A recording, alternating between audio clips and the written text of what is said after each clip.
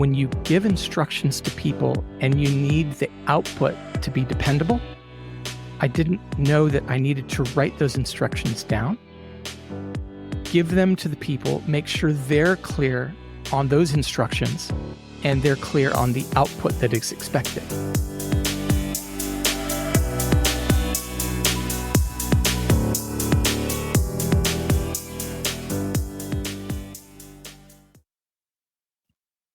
Let me invite you to sit back, drop your jaw, tongue, and shoulders, take a deep breath, and if you wish, close your eyes for a moment. Feel the beat within. In a few seconds, you just jumped from your head to your heart and felt the beat within, opening up to receive even more value and fulfillment out of your business and life. And today's episode. I'm your host, Nico van der Venne, confidant to successful CEOs, founders, and entrepreneurs who are striving to achieve everlasting fulfillment. Welcome to the Everlasting Fulfillment Podcast with our next guest, Garrett Delph. Garrett, welcome to the show. I am so happy to talk to you. We just had a wonderful conversation in the green room.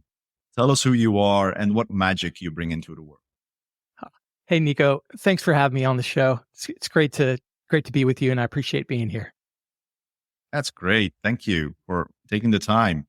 So your story, I think it would be very interesting to hear because you've done a lot of, you've already started a lot of businesses and you've always had influence on a lot of businesses. Tell us where you come from and how you ended up, standing behind the mic right there. Sure. Well, my case ended up being the case of an accidental entrepreneur. I went and did the college thing and went out and got a corporate job and got another corporate job and never intended to go the route that I did. But ultimately, after nearly a decade in corporate America, I woke up one morning and I was like, I'm really unhappy. I don't like what I'm doing. And all I know is I think I need to work for myself. And I had no idea what that was going to look like. So I cashed in my 401k. I think at the time I had like $13,000. I felt like a millionaire.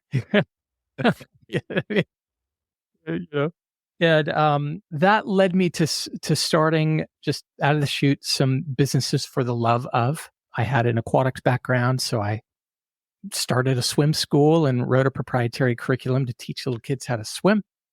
That spun off into a water safety education program that I sold to school districts here in Southern California. Those were not good enough to provide for me, so I loved photography. I'd never owned a camera, so I thought, all right, I'll buy a camera and start taking pictures of everyone all the time. I did that, and it goes. People are like, hey, you take photography, so they pay me a few bucks. I take photos of their families and their friends. Those created some momentum, but ultimately the photography thing took off. I ended up becoming a accidental professional photographer. I ended up, studying and becoming very proficient in it, but that culminated into a fairly nice sized business. We did over 350 weddings, probably 500 portraits over the course of 10 years, had a staff of 7 people. Enter 2005, the digital inflection point hit the market. Film, the sort of film for cameras died. We were then faced with shooting digital, and suddenly we were both the lab and the photography studio. That led me to solve my own problem, which culminated in starting another business in 2007 called Shoot.Edit. And that was the first internet-driven digital lab to the entire world. Basically, if you were a professional photographer, instead of driving to a lab and giving them your film, you would upload all of your digital media to us. We'd make it look pretty and send it back to you. That turned into a really great business. We ended up serving 35 countries worldwide. It also introduced me to tech. I had no idea I was going to start a tech company, but at the end of the day, AWS became our backbone, and I had to figure out how to scale a technology business with people and tech worldwide. Had no idea what I was doing, had no idea who to hire, how to hire for them. But long story short, we, ended up hiring over 500 employees, which was came with the advent of a sister company that we built in order to support that growth and scale.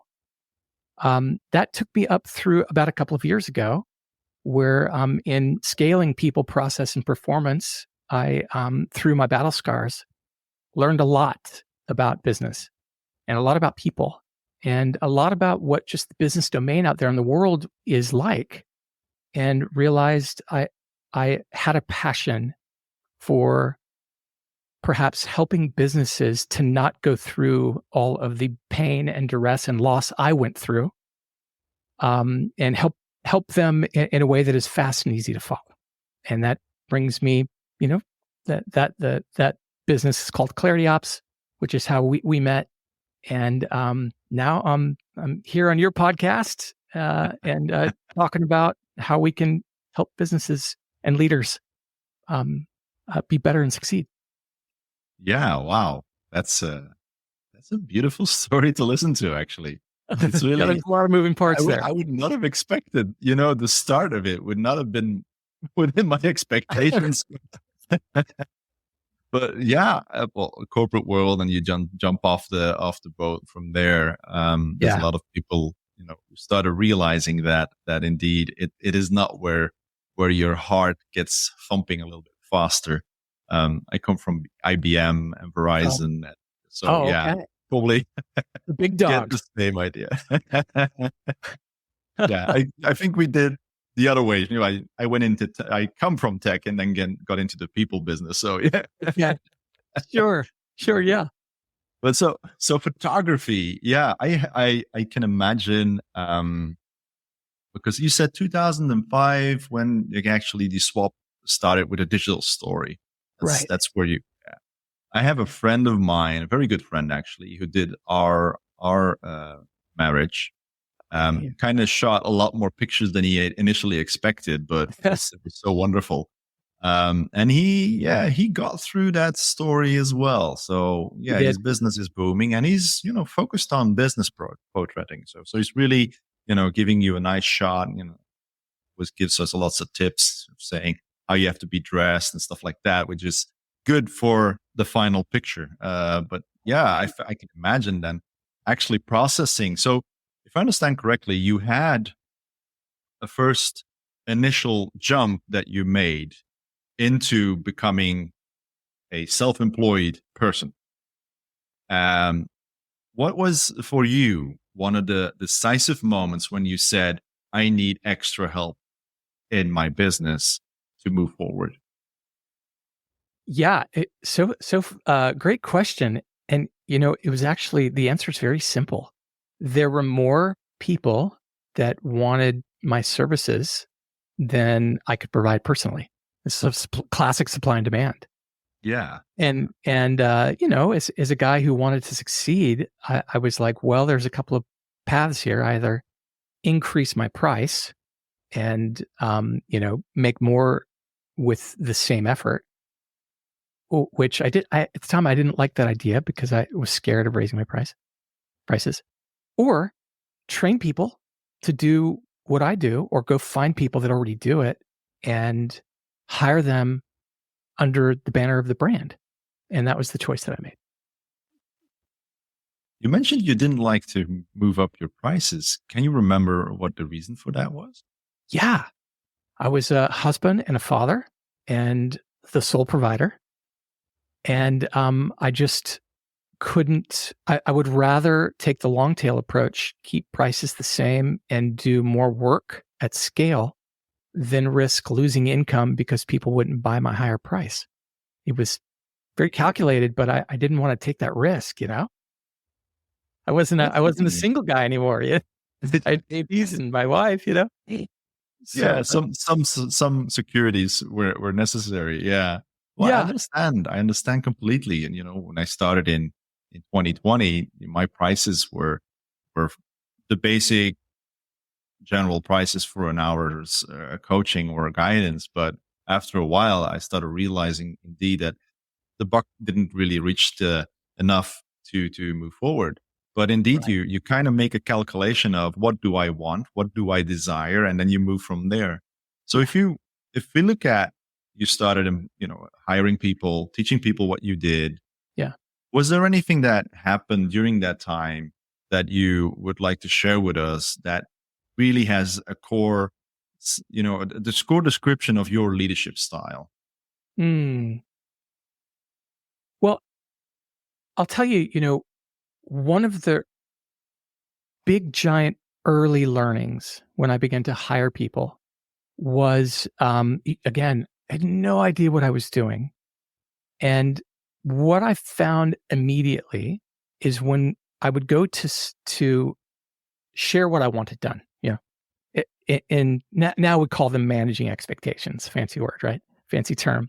But then I was just like, here's what we need to get done and let's go do it. But what I began to see is my mileage would vary based on the person who received my input. And at the time, I wasn't, and this was the big learning curve, I wasn't educated enough. I didn't understand that when you give instructions to people and you need the output to be dependable, I didn't know that I needed to write those instructions down, give them to the people, make sure they're clear on those instructions and they're clear on the output that is expected. And so, as you can imagine, when you talk about shooting people's weddings under my brand, these photographers would go out and they would come back with different stuff. Some people didn't think it was important to shoot the first kiss. Some people did. Some people didn't think it was important to get the speeches by the father during the reception. Some people did. And so all of these really important things were being missed, and other things that I didn't deem important were being captured. And it created a lot of pain and, unhappy clients because they're used to getting what I promised as a brand. So that was a big, big milestone for me in terms of understanding the power of process. And how, when you get that right as a template, you secure the business in terms of what the business needs for output. That's interesting. Yeah, because a marriage, you don't kind of get a do-over. Some people might by using other people, but you're right. It's not going to be the same. Yeah, let's try it again. Exactly. It's pretty critical. Yeah. There's a lot of businesses that have the same issue, but in marriage, right, the emotional side is pretty big. But we can appreciate this principle. If you and I owned a restaurant and were famous for our fish tacos, we probably became famous because we have a process for making the perfect fish taco. But if you begin to, if you try to grow that business without having control around the thing that you're famous for, then you will quickly become not famous. Yes. And people will stop coming because you can't guarantee that same magic, that same experience, that same flavor that created the snowball effect of becoming very popular. Like that applies to everything all business does. I think that is the power of the principle. Well, it's kind of the same thing with podcasting story. The interviews go with a certain flow. So there's not always, the rigid questions. And I never liked the rigid questions, but there is a certain process before and after creating this content, because you actually have to prepare everything a little bit in the front and then finish on the end. And I use kind of strange talking about people that way, but I have people that I work with, virtual assistants who actually finalize everything and fine tune a couple of the texts and so on. So indeed, if you don't explain exactly what you expect as business owner, you might get results that are not really linked to your own business. Yeah, absolutely. So Nico, I would actually challenge, you will not get the output that you expect. Now, if your expectation is, I don't care, then perfect, because you don't care about your output and your mileage will vary. Like, I think your podcast post-production example is perfect. If you had 5 VAs and you did 5 podcasts, and for each podcast you gave the post-production to a bespoke VA, and you didn't give them instructions, but you knew exactly what your brand needed for its aesthetic, for its tone, for the way your cuts, right? All of that stuff, timing. If you don't give every one of them the same exact instructions, then you lose control of your brand. True. I think that's crazy powerful. Yeah, in the all honesty, more than a year ago, I did not believe that statement. I'm pretty chaotic as a person, so I kind of wing a lot of things because that's how my flow works. Okay. But since I've started using standard operating procedures, SOP, or whatever the name's called sometimes by companies, I've noticed that even for myself, I've become much more relaxed being sure of the output. So when you talk about what you experienced, did you have anybody guiding you or supporting you in understanding what the next step was for your business? So for instance, with the whole story of getting everybody aligned to do the same way of those, taking the exact pictures that are needed, did anybody guide you with that? Nico, I feel like at that juncture in my career, credit can only go to one person, and that is God. Like that is the only credit, because I wasn't reading any books at that time. I wasn't self-educating. I wasn't pursuing best practices. But it became very evident to me, and I feel like he's the only one that probably could have given that to me. So that is the honest answer on that one. But that's amazing, actually, because now I understand even more clearly why Clarity Ops has come into fruition. Because if you've had these experiences, that I understand completely why you want to help other companies use, your experience for a big part, and probably the stuff that you learned afterwards to improve their businesses. So how do you currently tackle situations with your customers? Can you give me an example of how these things roll in your business? Yeah, sure. Well, I think a very applicable problem, based on what we've talked about so far, is a thing I call management expectation gap. And that is, often, I would say mostly, businesses don't plan for infrastructure, they plan for revenue, right? And so they invest in selling their service or product, and they try to sell as much of it as possible, as fast as possible. And then they jump out of the plane and build their wings on the way down when it comes to fulfillment. Right. Mm-hmm. And so now what this always does, it puts a business in crisis mode, because they're struggling to deal with quality issues that now come as a result of not planning. And they struggle with delivery turnaround times and speed of delivery because they didn't plan for it also. And so always, like at the crux of it, typically it's related to these things. You got businesses going fast. They didn't plan their work and work their plan, which means managers generally are not trained or expected by the business to give clear instructions to the people they lead, so that those instructions lead to the output the business needs. Like, generally, it all goes back to that. And so what Clarity Ops does, what I'll do is go in and first sort of treat it like a general health practitioner. We'll do a health assessment. Symptoms are one thing in a business, problematic symptoms, but the root of the problem is another. So I'll just go in and start asking questions. Hey, let's start at the very top. Do you have a vision, mission that's documented and published to your team? Do you have core values? Meaning, have you decided on the things that the business and its leaders value in terms of how you're going to make decisions and how you're going to go about treating your people when you do make decisions? do you value accountability?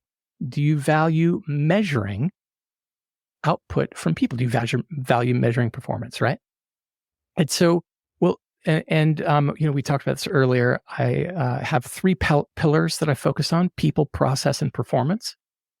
And so the first is take a look. How do you value and care for the people? And we have a nice laundry list of ways to do that. Once you've established valuing your people in your business for what is right for you, then you need to build SOP, build processes around those things that you value so that they can be sustained. And not only sustained, but repeatable in perpetuity, no matter who works for you. Because, people will come and go. Yeah. Right. And so then once you build those processes for the people that you plan to care for, then you move into performance management. And then you build infrastructure for managers to let process, govern, and measure the people. Which really, by the way, side note on that, Nico, what's really I've found to be especially healthy for that is it helps managers not micromanage, but govern. And so when they go to coach people, instead of pointing a finger at people, they point a finger at the process and the governance. And they both get to look at that third party thing and go, right? And it's really healthy because it's no longer about a person doing a bad thing or whatever, or a manager, always cramming down their throat, through micromanagement, but instead they get to let process govern, and found that to be very, very, very healthy.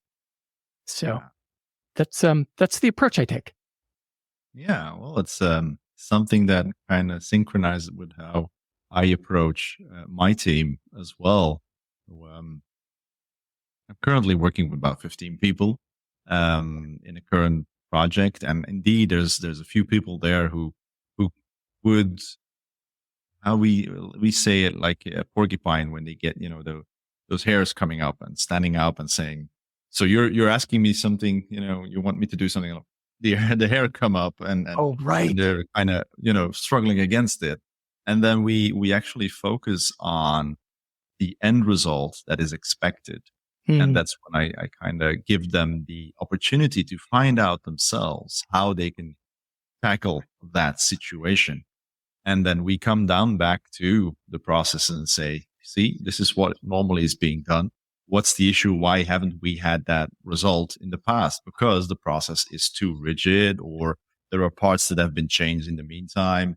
So we kind of, it's a little bit more adaptive, I would say, at some point, because you're really in the operational side. But if you look back, or you step back into that story and you look at what you're saying, indeed, it comes down to actually talking to the people that execute the actual task. Yeah. And then go back and see what's the practical story that we have written in the past and compare to the reality. And then you come down back to saying, okay, so you do it this way now. Let's reiterate that on the processes so that it actually reflects what you do. So it's kind of a balance sheet story. It's a balance where you just write it down how it really is done and then go back and forth and get back and forth. But of course, the end result, that needs to be clearly defined before you even start doing these things. And that's usually a challenge. Yeah, it is. It's the old, you begin with the end in mind, right? Indeed. Our dear old friend Stephen Covey is still the lord of that part. That's right, man. Hey, I'd like to maybe, just in case I wasn't clear, you'd mentioned the word, I think you mentioned the word rigid. And I think it's important for me to comment on that. I don't think there's a one size fits all when it comes to process. As a matter of fact, I use a matrix that we created, a decision-making framework matrix that is really applicable to this topic. I think the higher you go up in the org chart, the more freedom and autonomy leaders must have, actually. the rigidity is broken apart and neutralized, because at that level, Bezos talks about this. You're paid to make 2, max 3 really important strategic decisions for the business that are typically rooted in critical thinking, not process. And so at that level, it's important that founders, CEOs give C-suite the proper autonomy to make decisions. And typically they're not process driven. But the more you move down the chain, and you get to, what Japanese call the genba, right? Where you're talking about very mechanical, technical, micro decisions that have to be made exactly the same every single time, so that the Toyota vehicle that drives off the completed lot is always going to work the same way, right? This is where you get into a very rigid technical execution that requires high profile SOP. So there's this really nice, gamut that you can follow and plug in where that rigidity needs to be rigid versus very, full of autonomy. Yeah, I understand that. Yeah, Do you know what I really mean? understand. Yeah, there is indeed a clear difference between what decisions strategically need to be made and Yeah. actually operationally need to be made. It should be a lot easier operational side because it should be described clearly and Yeah. use a manual. That's, IKEA. that's exactly right. These are the steps. Yep. Yep. That's right. Indeed. Indeed. But if, if I'm not careful, I could sound like everything should be manual driven. And I want to make sure that that point wasn't being made. No, it's a very good point because indeed it's something that I've noticed in the people I work with. So I focus on on C-levels and on founders. Yeah. And you usually don't have the kind or the type of person that really lives in a box, I would say. They usually are able to jump out of any position that they're in and challenge their environment to move towards other towards other ideas even. So the people you work with, have you ever experienced situations where a leader comes down to a point where they have some great ideas, they want to put them out into the world, but their environment is not ready for it? Have you experienced that in the past? Yeah. Yeah. I've experienced that in sort of 2 categories. One is operationally that they're not ready for it. And the other is culturally, they're not ready for it. They want to execute fast, and they want the quality to be superior, but they're missing governance, missing SOP, for example. Right. And the old way doesn't work. And so it takes time. If you don't have knowledge transfer systems in place, if you don't have copious SOP to achieve results, it takes time to go build that stuff up. So you're probably looking at, 6, 9, 12 months, depending on the size of the business, to build it out. And then the other is the culture side. We both have worked with and seen culture debt.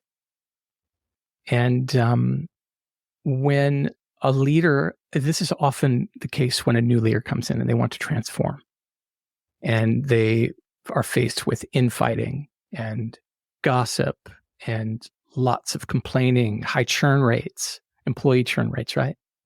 Maybe a spike in customer complaints as a result. And they want to move fast. But the truth of it is, when culture debt has been given deep roots, it takes time to, break all of that up and reteach and retrain the culture for the new ways. If it's common for people to lie and be dishonest, and that is a culture thread, killing lying, eliminating lying as a standard is tough. So it takes time, So those are examples I've seen on both sides. Yeah, it's wonderful. not in the cases of those companies, but it's wonderful that you explain it that way, because indeed it's kind of the experience that I've had as well. Mm. Years back, I was requested to join a team as their leader, Okay. but I was more or less in a matrix environment. So, direct manager Okay. was managing a couple of people in that team, and then I was, kind of bringing everybody in the same direction and so on. And indeed, one of the things was there was a lot of resentment, even towards managers and so on, because they had a couple of different managers, and everybody has their different style of directing, or being very directive, or very withheld, or something like that. And I'm used to, standing between the horses instead of Uh-huh. getting on the carriage or running in front of them. And I kind of dug myself into the team and explained to them, my door is open. Let's talk really open, and put the fingers on the table, and there will be no, repercussions or whatever that might come up by whatever you say. And the Okay. funny thing was that the gossiping kind of died down, and the resentment was still there, but it was directed towards something that they could not establish, and there was nothing there anymore. So it kind Mm. of died out because of that, and then started working together again. But it's very unique in every situation. It So is. Yeah. it's nice to hear that Nico, you. I'm curious, did you ever determine the root of the resentment? Yes, I did. Yes, I did. And it was basically because of they switched so many managers over such a short time. Okay. There was no stability. They Mm. they kind of lost their foundation of who we are, and it's the same with our when you don't know your why. Why are we doing this? Right. And one of the things that I at that point was looking for was that why. I knew exactly why they did, a very practical idea of they had to plan stuff and they had to execute, but the feeling behind the why, the humanity behind the why, that was the issue. There was Mm. nobody explaining them why they were planning certain things at certain time for so many people, which were very repetitive to all those Mm. people. So they were complaining about the fact that they were repetitive, but they Mhm. were legally bound to plan them, and nobody explained that to anybody. So Mm. they never explained the situation or the actual deeper why of, listen, this is being done for your own safety, because it was all about safety trainings and things like Okay. that. Okay. And then suddenly they all started thinking, hold on, if we don't plan these trainings in time, they don't get the recycled idea, or, the repetition is the mother of knowledge.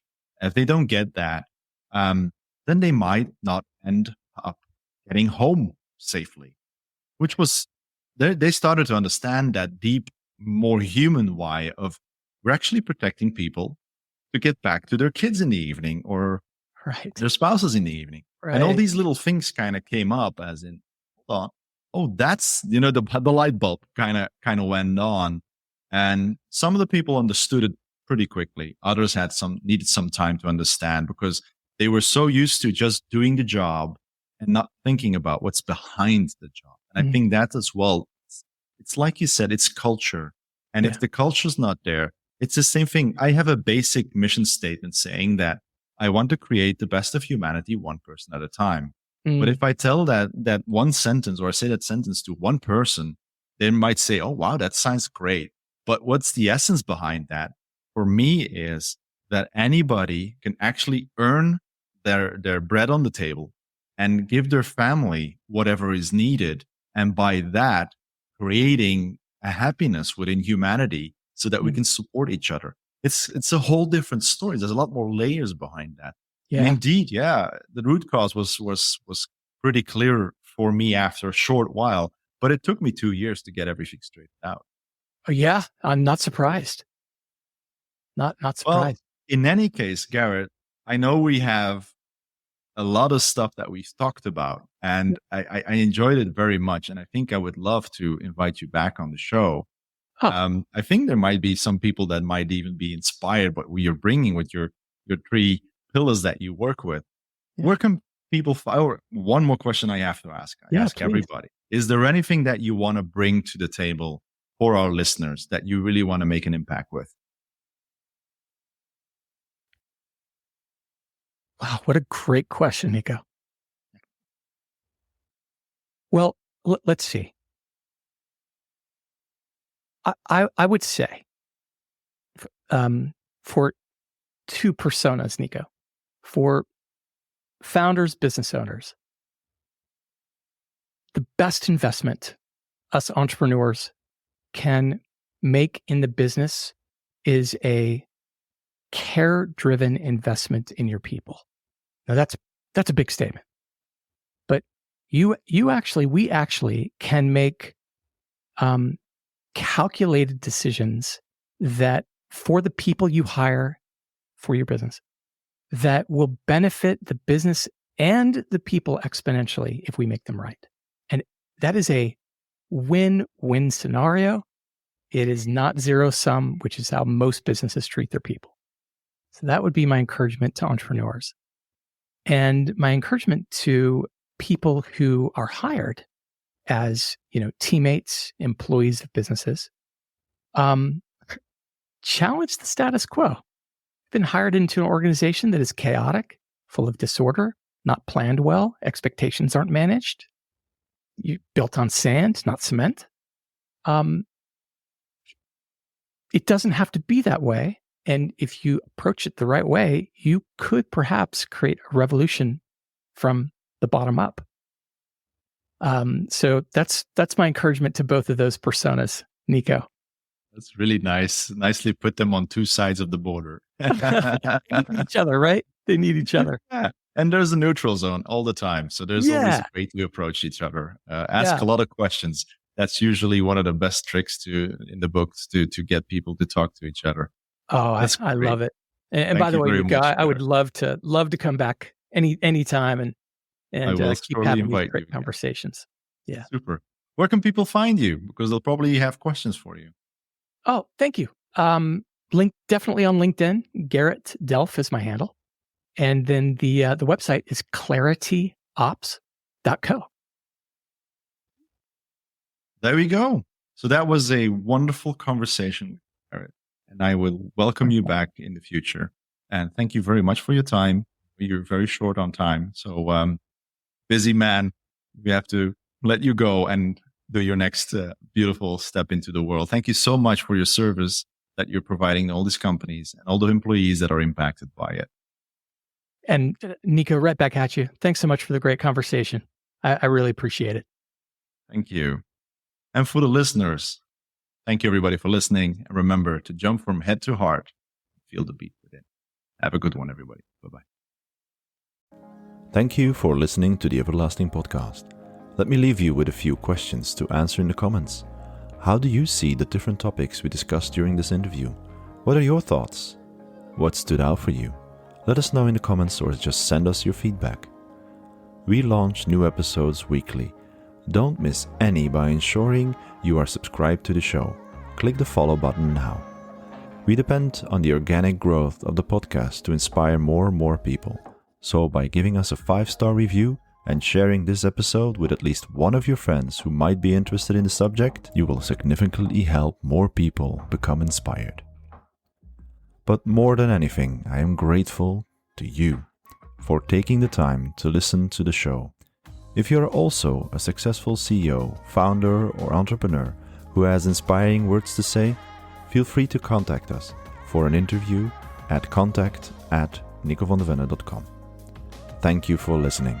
We will see you again soon with more inspirational conversations on achieving everlasting fulfillment.